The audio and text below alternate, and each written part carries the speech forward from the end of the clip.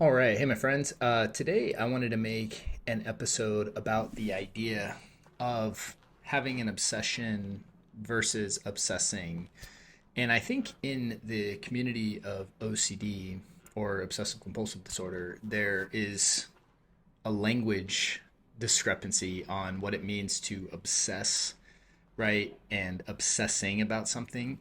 And really, I wanted to just talk semantics today and just wording and language because I think what happens is that people confuse the idea of having an involuntary thought or an automatic thought, often called an obsession, and the idea of I'm obsessing, which is ruminating, right? And I think the language not being clear causes people to focus on things either out of their control or not realize that something is in their control, and therefore they're engaging in compulsions without realizing it. So today is all about just dissecting this one little nuance, as we do a lot on this show because these nuances matter. And so, real quick before we dive in, if you don't know me, my name is Matt Codde, and I'm a licensed clinical social worker and the founder of Restored Minds.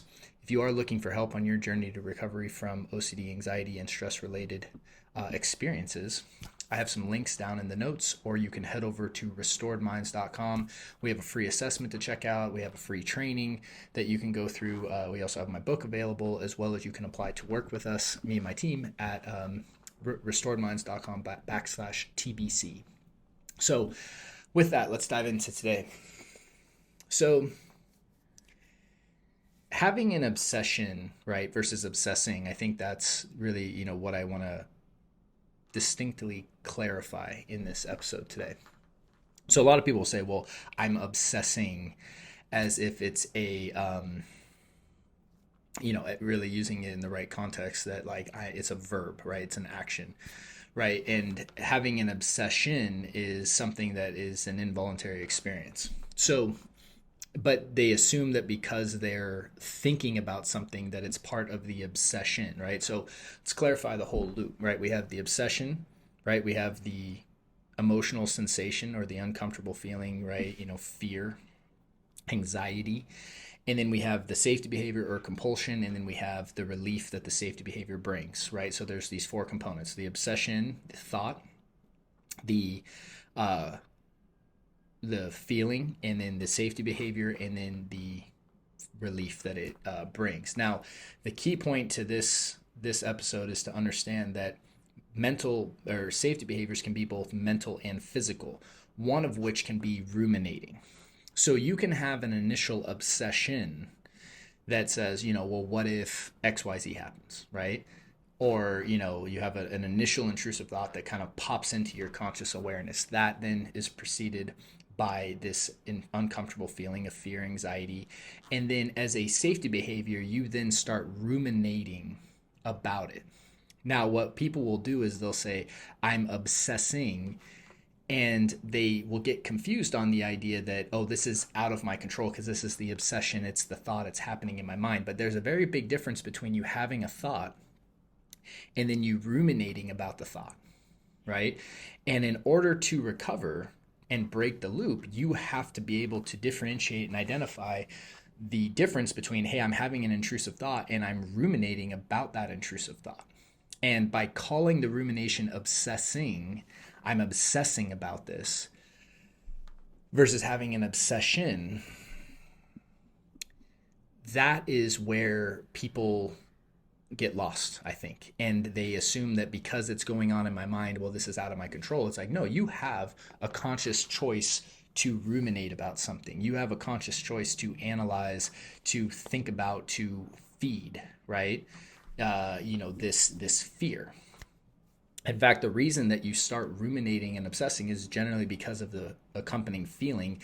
And that's the first level of escapism that we engage in, is we go into the mind to try to solve the feeling.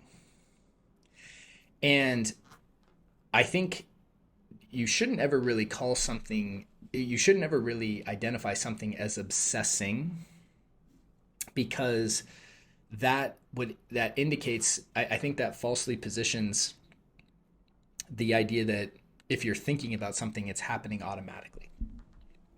And while there is such thing as automatic thoughts, you have to be able to differentiate the idea of I'm having an automatic thought versus I'm obsessing or ruminating and calling it obsessing, right? Because if you're ruminating, that is a behavior you're engaging in mentally to try to quell or get rid of or control or diminish the thought or the corresponding feeling. And that is a behavior you're choosing to engage in, that you have the choice to withdraw from. The automatic thought that just pops up is not really something that's in your wheelhouse of control, especially when you're experiencing a lot of fear or anxiety. The thoughts just happen automatically. The mind is just, kind of usually going automatically in your lower states of emotion. So, but differentiating that nuance is very important, because a lot of people would say, well, I'm just obsessing, it just happens. And it's like, well, no, like, you're right, an obsession happens automatically, right? And but the obsessing idea, using as a verb is really more rumination.